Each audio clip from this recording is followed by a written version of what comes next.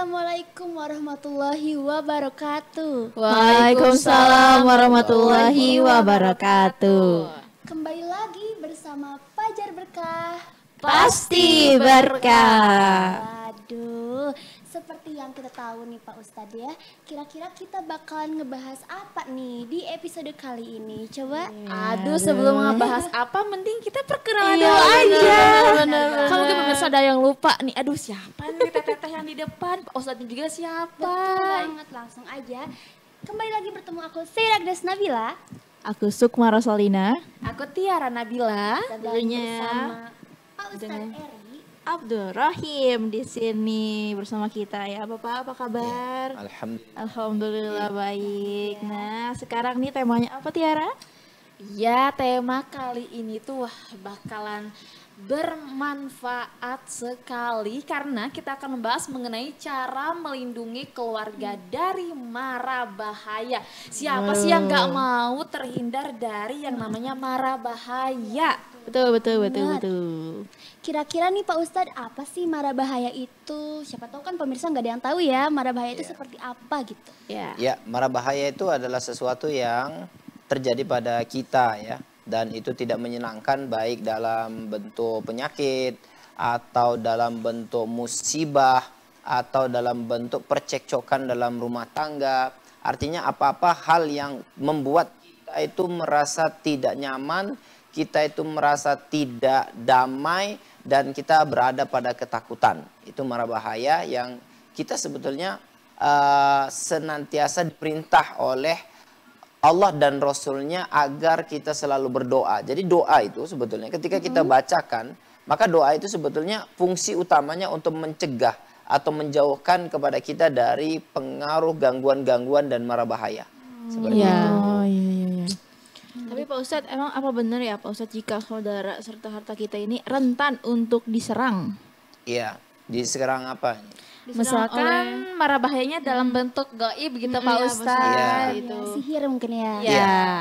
Jadi gini, keluarga itu juga bisa diganggu, kita bisa diganggu, keluarga bisa diganggu, istri bisa diganggu, dan seluruh anak keturunan kita juga bisa diganggu oleh hal-hal gaib, khususnya adalah bangsa jin ya, karena memang mereka ingin sebetulnya menyakitin kita ketika kita taat kepada Allah, ketika kita dekat kepada Allah, mereka ingin menyakitin kita ya, sehingga kemudian berupaya untuk membuat kekacauan atau menyakitin kita dari semuanya, baik itu dari sisi penyakit dan lain sebagainya seperti itu. Maka kita harus memperbanyak doa-doa perlindungan untuk diri kita dan keluarga kita, agar diri dan keluarga kita terbebas dari pengaruh-pengaruh gangguan atau mara bahaya yang akan membahayakan kita dan keluarga kita, insya Allah.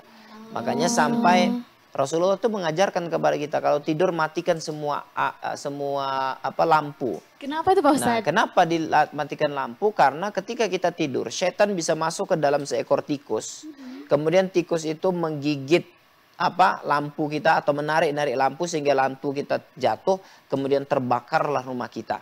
Artinya itu kan mara bahaya yang mengancam nyawa gitu ya. Kita tidur tiba-tiba rumah kita terbakar gara-gara kita tidak mematikan lampu, dan lampu itu ditarik-tarik oleh tikus yang sudah dirasuki oleh setan.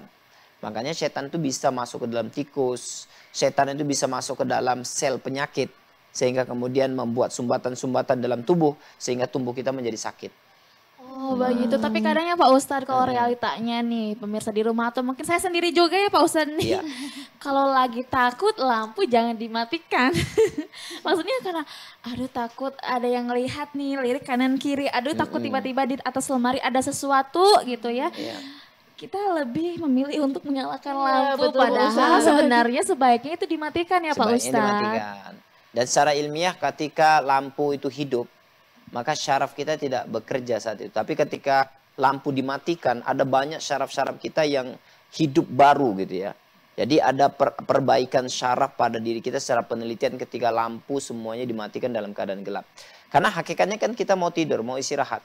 Dan ketika ada lampu, maka otak kita itu seperti bekerja, tidak istirahat. Kenapa? Karena terang. Makanya sangat dianjurkan sekali untuk mematikan lampu ketika kita tidur. Insya Allah seperti itu. Oke. Nah, semoga nih yang udah mendengarkan barusan penjelasan dari Pak Ustadz langsung memilih tidur tidak menggunakan atau tidak menyalakan lampu. Nah, Pak Ustadz biasanya nih mara bahaya dari sihir atau gaib itu berupa apa ya, bentuknya seperti apa maksudnya? Ya, ada beberapa bahaya yang selalu mengintai kita, yaitu dari tukang-tukang sihir atau bangsa jin yang memang punya kedengkian, yang memang tujuannya untuk menyakitin manusia, sehingga ketika kita tersakiti maka kita akan menjauh daripada Allah. Ketika kita tersakiti maka mental kita down, kemudian secara semangat kita akan lebih rendah gitu ya. Orang yang selalu tersakiti akan membuat dia trauma gitu ya.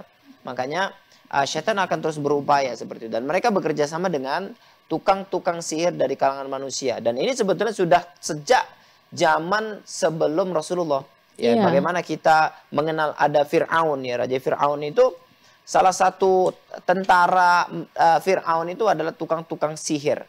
Ya, tukang-tukang sihir yang hebat-hebat, yang kemudian bisa menyihir gitu kan, bisa melemparkan sihir-sihirnya. Jadi keluarga kita juga begitu. Kalau kita tidak melindungi ya keluarga kita sejak dini dari pengaruh-pengaruh mara bahaya, dari pengaruh gangguan sihir ataupun jin ataupun ain, maka sebetulnya hakikatnya anak dan keturunan kita itu sedang dalam keadaan bahaya.